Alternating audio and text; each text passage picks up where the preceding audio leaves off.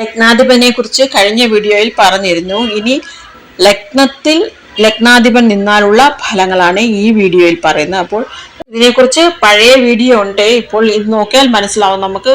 മേടത്തിന്റെയും വൃശ്ചികത്തിന്റെയും അധിപൻ കുജനാണ്, ഇടവത്തിൻ്റെതും പിന്നെ തുലാത്തിൻ്റെതും ശുക്രനാണ്. അങ്ങനെയാണ് നോക്കുന്നത്. അപ്പോൾ ഇവ ആ ലഗ്നത്തിൽ നിന്നാലുള്ള ഫലങ്ങളാണ് പറയുന്നത്. ലഗ്നാധിപൻ ലഗ്നത്തിൽ നിന്നാലേ ആ ഗ്രഹം സ്വക്ഷേത്രത്തിൽ നിൽക്കുകയായിരിക്കും. ഇപ്പോൾ ഈ കാണിച്ചിരിക്കുന്നതിനകത്ത് ലഗ്നം കുംഭലഗ്നമാണ്. ലഗ്നാധിപൻ ശനി ലഗ്നത്തിൽ നിൽക്കുകയാണ്. അപ്പോൾ മൂലത്രികോണത്തിൽ കൂടി നിൽക്കുകയാണ്. അങ്ങനെ രണ്ട് വ്യത്യാസങ്ങളും ഉണ്ട്. പലർക്കുമുള്ള സംശയമാണ്, രണ്ട് രാശികളുടെ അധിപന്മാരാകുമ്പോൾ നമ്മൾ ഏത് രാശിയാണ് കൂടുതൽ പ്രിഫർ ചെയ്യേണ്ടതെന്ന്. നമ്മൾ ഈ മൂലത്രികോണ രാശിയായിട്ട് വരുന്ന രാശിയാണ് കൂടുതൽ പ്രിഫർ ചെയ്യേണ്ടത്. ലഗ്നത്തിന്റെ കാരകത്വങ്ങളെ കുറിച്ച് വലിയ വീഡിയോ ഇട്ടിരുന്നേ, അതൊന്ന് നോക്കിക്കോണേ. ഇപ്പോൾ ലഗ്നം എന്ന് പറയുന്നത് നമ്മുടെ പേഴ്സണാലിറ്റി, നമ്മളാണ്. തനുഭാവം എന്നാണ് പറയുന്നത്. നമ്മുടെ തനു എന്ന് പറഞ്ഞാൽ ശരീരം. നമ്മളെക്കുറിച്ചുള്ള ശരീരഘടന, നമ്മുടെ സ്വഭാവം, നമ്മളെക്കുറിച്ചുള്ള എല്ലാം ആ ലഗ്നം കൊണ്ടാണ് ആദ്യം ചിന്തിക്കേണ്ടത്. അപ്പോൾ ലഗ്നത്തിന്റെ കാരകത്വങ്ങളെല്ലാം ഇതൊന്ന് ബൂസ്റ്റ് ചെയ്യും. നമ്മളിപ്പോൾ സ്വന്തം വീട്ടിൽ ഇരിക്കുന്നതും വേറൊരു വീട്ടിൽ ഇരിക്കുന്നതും തമ്മിൽ വ്യത്യാസമില്ലേ? അതുപോലെ തന്നെയാണ് ഗ്രഹങ്ങളും. ആ സ്വക്ഷേത്രത്തിൽ നിൽക്കുമ്പോൾ അതിൻ്റെതായിട്ടുള്ള ഒരു ബലം അവയ്ക്ക് വരിക തന്നെ ചെയ്യും. അപ്പോൾ ലഗ്നാധിപൻ ലഗ്നത്തിൽ നിന്നാൽ നമുക്ക് നല്ല ആരോഗ്യം ഉണ്ടാകാനുള്ള സാധ്യത വളരെയധികം കൂടുതലാണ്. ആയുസ് ബലം ഉണ്ടായിരിക്കും. പിന്നെ നമുക്ക് നല്ല പവർ ഉള്ളവരായിരിക്കും. പിന്നെ ഇതെന്ന് പറഞ്ഞാൽ നല്ല ഒരു സ്ഥിതിയാണ് ലഗ്നാധിപൻ ലഗ്നത്തിൽ നിൽക്കുക എന്ന് പറയുന്നത്. കൂടുതൽ പേരും വളരെ ഹാർഡ് വർക്കിംഗ് ആയിരിക്കും. അതൊക്കെ ഗ്രഹത്തിൻ്റെ അനുസരിച്ച് വ്യത്യാസം വരികയും. അതുപോലെ നല്ല ധനവാന്മാരായിരിക്കും. അവരുടെ കുട്ടിക്കാലം തൊട്ടേ അവർ നല്ല സന്തോഷത്തിലായിരിക്കും ജീവിക്കുന്നത്. അവരെ തന്നെ എപ്പോഴും വിലയിരുത്തിക്കൊണ്ടിരിക്കുന്നവരായിരിക്കും. നല്ല ഡ്രസ്സാണോ ധരിച്ചിരിക്കുന്നത്, നല്ല രീതിയിലാണോ നടക്കുന്നത്, അങ്ങനെ അവരുടെ ആ ലുക്സിനെ കുറിച്ചും അവർ എങ്ങനെയായിരിക്കും പെരുമാറുന്നതിനെ കുറിച്ചൊക്കെ നല്ല ഒരു അസസ്മെന്റ് എന്ന് പറയും അതിന്. അവരെ കുറിച്ച് തന്നെ ഒന്ന് വിശകലനം ചെയ്യുന്നവരായിരിക്കും. സെൽഫ് കോൺഫിഡൻസ് അവർക്ക് കൂടുതലായിരിക്കും. ഒരു നല്ല എല്ലാ കാര്യത്തിലും ഉറച്ച തീരുമാനം എടുക്കുന്നവരായിരിക്കും. പിന്നെ ആണെങ്കിൽ അവരെ ചുറ്റിത്തിരിഞ്ഞായിരിക്കും അവരുടെ എല്ലാ ഒരു ചിന്തകളും പ്രവൃത്തികളും. അവർ ഇച്ചിരി സ്വാർത്ഥന്മാരാകാനുള്ള സാധ്യതയുണ്ട്. കൂടുതൽ പേര് നല്ല ബുദ്ധിശക്തി ഉള്ളവരായിരിക്കും. അവർ മെന്റലിയും ഫിസിക്കലിയും ഒക്കെ അവർ നല്ല ബലമുള്ളവരായിരിക്കും.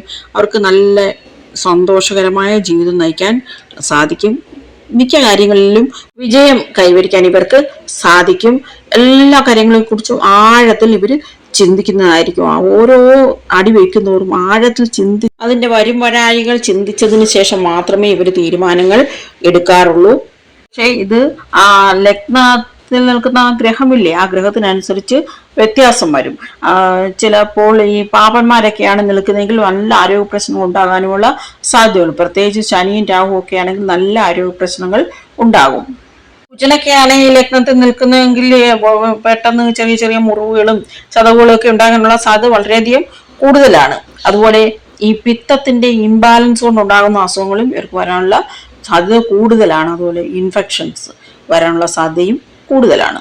ഒന്നാം ഭാവത്തിന് പറഞ്ഞിരിക്കുന്ന ശരീരഭാവങ്ങൾ എന്ന് പറഞ്ഞാൽ തലയും പിന്നെ മുഖത്തിന്റെ മുകൾ ഭാഗവുമാണ്. ചിലരെ നല്ല കാലത്തിന് പ്രായം പറഞ്ഞിട്ടുണ്ട്. വെറുതെ ഒന്ന് റെഫറൻസിന് വേണ്ടി ഒന്ന് പറയുകയാണേ. 16, 19, 22, 23, 24, 25, 28, 29, 30. സാധാരണയായി നല്ല ഭാഗ്യമുള്ളവരായിരിക്കും.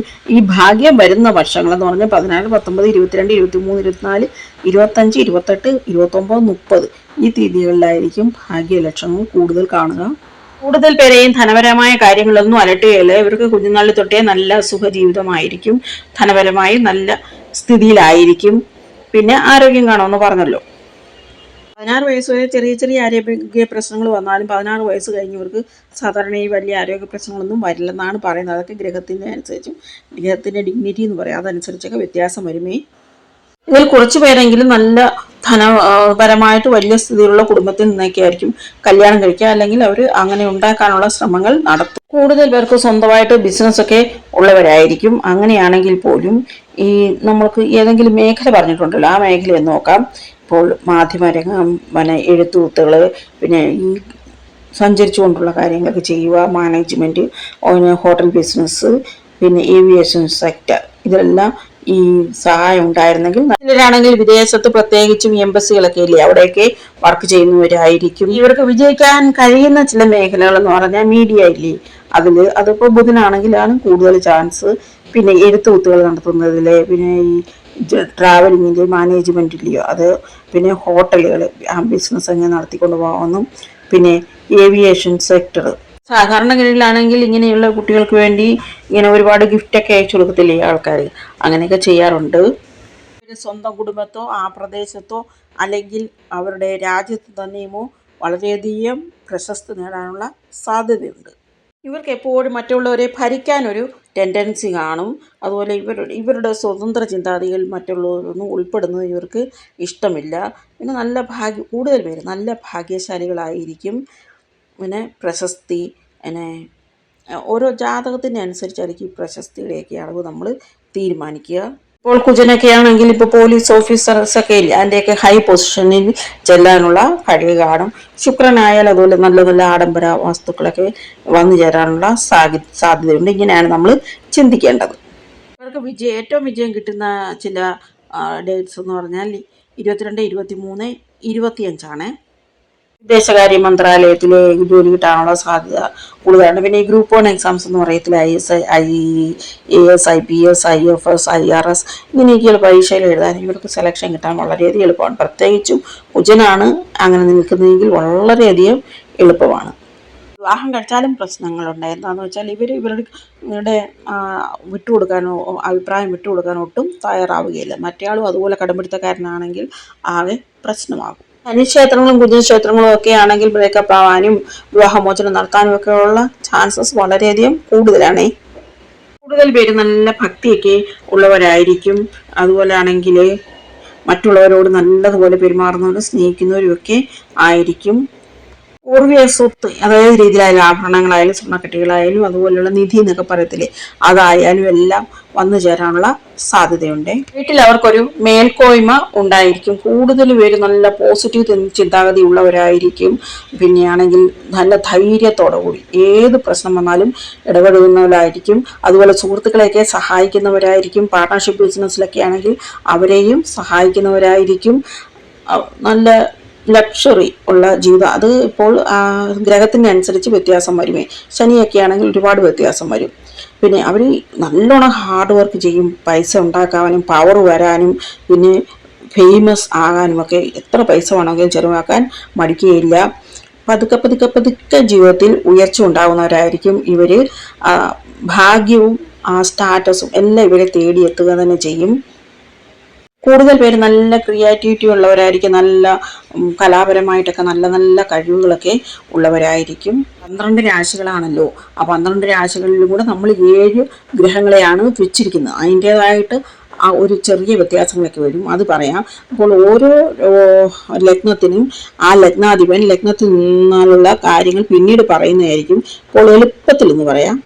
ഇതിന് 2 രാശികളുടെ ആധിപത്യമുണ്ട്, മേടത്തിൻ്റെയും വൃശ്ചികത്തിൻ്റെയും. അപ്പോൾ മേടത്തിൽ നിൽക്കുമ്പോൾ ആ കുജൻ 8ാം ഭാവാധിപൻ കൂടിയാണ്.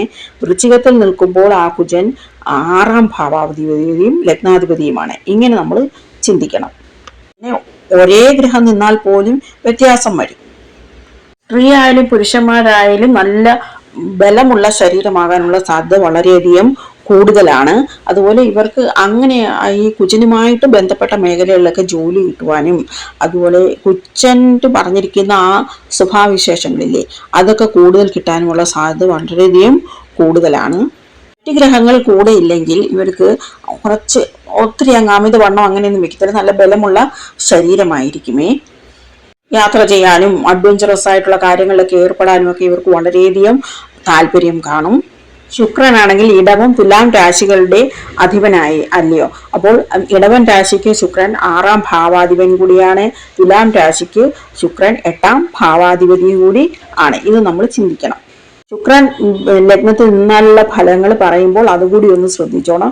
പെട്ടെന്നൊന്ന് പറയുകയാണെങ്കിൽ നല്ല സൗന്ദര്യമുള്ളവരായിരിക്കും. പ്രത്യേക ഒരു പ്രകാശം കാണും ഇവരുടെ മുഖത്ത്. നല്ലതുപോലെ ഒരുങ്ങിയൊക്കെ നടക്കാനൊക്കെ ആഗ്രഹമുള്ളവരായിരിക്കും. കലാപരമായിട്ടും നല്ല താല്പര്യമുള്ളവരായിരിക്കും. കലാരംഗത്ത് ഉയരാനുള്ള സാധ്യതയും വളരെയധികം കൂടുതലാണ്.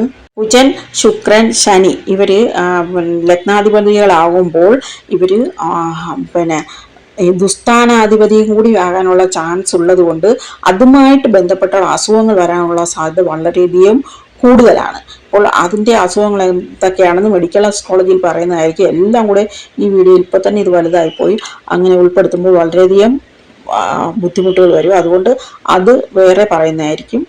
ബുധന് ആധിപത്യമുള്ളത് കന്നി രാശിക്കും മിഥുനൻ രാശിക്കും അല്ലേ. കന്നി മൂലത്രികോണ ഉച്ച ക്ഷേത്രം കൂടിയാണ്. അവിടെ നിന്നാൽ കൂടുതൽ ഫലമാണ്. എങ്കിലും ഈ രണ്ട് രാശികളും ബുധന് നല്ല രാശികളായതുകൊണ്ട് തന്നെ ഈ കമ്മ്യൂണിക്കേഷനിലൊക്കെ വളരെയധികം താല്പര്യം കാണും. പിന്നെ ഇവരെപ്പോഴും ചെറുപ്പമായിരിക്കും, കുട്ടിത്തം ഉള്ള ഒരു സ്വഭാവം എപ്പോഴും കാണിക്കും, നല്ല ചെറുപ്പമായിരിക്കും. ഇവർക്ക് നല്ല ബുദ്ധിശക്തി കാണും, അതുപോലെ ലോജിക് ആയിട്ട് ചിന്തിക്കാനൊക്കെയുള്ള കഴിവ് കാണും. പിന്നെ നമ്മൾ നോക്കേണ്ടത് ഈ കുജനെ ശനിയൊക്കെ ലഗ്നത്തിൽ നിന്നാൽ അത് വിവാഹ ജീവിതത്തെ അഫക്റ്റ് ചെയ്യാതിരിക്കാൻ ഒന്ന് പ്രത്യേകം ശ്രദ്ധിക്കണം. ചന്ദ്രൻ കർക്കിടക രാശിയുടെ മാത്രം അധിപനാണ്. അപ്പോൾ ചന്ദ്രൻ ലഗ്നത്തിൽ നിന്നാൽ ആരോഗ്യപരമായ കാര്യങ്ങളിലായാലും ഏത് കാര്യത്തിലായാലും ഈ ചന്ദ്രൻ അവിടെ നിൽക്കുന്നു, അവിടെ ഒരു ഉയർച്ച താഴ്ചകൾ വരാനുള്ള സാധ്യത വളരെ കൂടുതലാണ്. ഒരു പ്രത്യേക സമയത്ത് വളരെയധികം പ്രസക്തി ഉണ്ടായിരിക്കും, പിന്നെ അത് കുറയുന്നതായിട്ട് കാണാം. സൗന്ദര്യമായാലും അങ്ങനെ ആയിരിക്കും. എങ്ങനെയായാലും ഇവരുടെ മുഖത്തൊരു നല്ല കല കാണും, നല്ല സൗന്ദര്യമുള്ളവരാവാനുള്ള സാധ്യത വളരെയധികം കൂടുതലാണ്. ഇതൊക്കെ മറ്റു ഗ്രഹങ്ങളുടെ പൊസിഷനും കൂടെ അനുസരിച്ച് വ്യത്യാസം വരുമേ. സൂര്യൻ ചിങ്ങൻ രാശിയുടെ മാത്രം അധിപതിയല്ലേ. അപ്പോൾ അവിടെ ലഗ്നത്തിൽ സൂര്യൻ നിന്നാൽ സ്വക്ഷേത്രവും കൂടിയാണെന്ന് ഓർക്കണം. നല്ല തലയെടുപ്പൊക്കെ ഉള്ളവരായിരിക്കും, നല്ല ഹൈ പൊസിഷനിലൊക്കെ, അതായത് ലീഡർ ആവാനുള്ള സാധ്യത വളരെയധികം കൂടുതലാണ്. പിന്നെ ഇവരുടെ കടുംപിടുത്തവും ഈഗോയും ഒക്കെ ഒന്ന് കുറയ്ക്കാൻ ഇവർ വളരെയധികം ശ്രദ്ധിക്കണം. ഇനി ലഗ്നത്തിൽ ഗുരു നിന്നാൽ, അതായത് മീനം ധനു രാശിക്കാർക്ക് ലഗ്നത്തിൽ ഗുരു നിന്നാൽ വളരെ നല്ലതാണെന്ന് പറയുന്നത് ഉണ്ട്. പക്ഷേ ഇവർ വണ്ണം ഒന്ന് ശ്രദ്ധിച്ചോണം. ഓവർ വണ്ണമാകാൻ, അതായത് ഒരു ബൾക്കി ബോഡി എന്ന് പറയും, അതായത് ശരീരത്തിൽ നീര് അതുപോലെയൊക്കെയുള്ള സാഹചര്യങ്ങൾ വരാനുള്ള സാധ്യത വളരെയധികം കൂടുതലാണ്. നല്ല ബുദ്ധിശക്തി, ജ്ഞാപകശക്തി ഉള്ളവരായിരിക്കും. ഇനി മകരം, കുംഭൻ രാശിക്കാർക്ക് ലഗ്നത്തിൽ ശനി നിൽക്കുകയാണെങ്കിൽ, കുംഭൻ രാശിക്കാർക്ക് 12ാം സ്ഥാനാധിപതിയല്ലേ ശനി.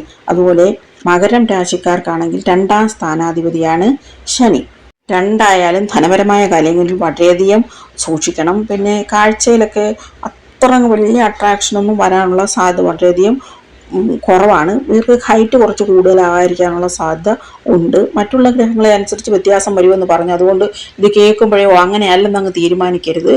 ഇതിനെ ദൃഷ്ടി ചെയ്യുന്ന ഗ്രഹങ്ങൾക്കനുസരിച്ച് വ്യത്യാസം വരും. ഇത് ഏതെങ്കിലും ഗ്രഹത്തിൻ്റെ ഒപ്പമാണ് നിൽക്കുന്നതെങ്കിൽ വ്യത്യാസം വരും. ഇതിൻ്റെ ഡിഗ്രി ബലം എത്രയാണ് അതിനനുസരിച്ചും എല്ലാം വ്യത്യാസം വരും. പൊതുവായിട്ടുള്ള കാര്യങ്ങൾ മാത്രമാണ് പറയുന്നത്. എല്ലാം കൂടി അനലൈസ് ചെയ്തിട്ട് മാത്രമേ നമ്മളൊരു കാര്യം പറയാവൂ. അങ്ങനെയാണെങ്കിലേ അത് കുറച്ചെങ്കിലും ഒരു 90% ശരിയായിട്ട് വരികയുള്ളൂ. ഏറ്റവും പ്രധാനപ്പെട്ട കാര്യം എന്താണെന്ന് പറഞ്ഞാൽ, ഈ ഗ്രഹത്തിൻ്റെ ദശാകാലം അല്ലെങ്കിൽ അപകാരകാലത്തായിരിക്കും ഈ ഫലങ്ങൾ കൂടുതൽ കിട്ടുക. ഓരോ ഗ്രഹത്തിൻ്റെയും ബലം കുറഞ്ഞാലുള്ള ഫലങ്ങളും കൂടിയാലുള്ള ഫലങ്ങളും അതെങ്ങനെയാണ് കണ്ടെത്തുന്നതെന്നൊക്കെ വീഡിയോ ഇടും. അതെല്ലാം കൂടെ വെച്ച് ഒത്ത് നോക്കുമ്പോൾ നമുക്ക് നല്ലതായിട്ട് പറയാൻ പറ്റും. അതായത് ഒത്തിരി കാര്യങ്ങൾ അവലോകനം ചെയ്തെങ്കിൽ മാത്രമേ നമുക്ക് ശരിയായ രീതിയിൽ പറയാൻ പറ്റുകയുള്ളൂ. ഓം നമഃ ശിവായ.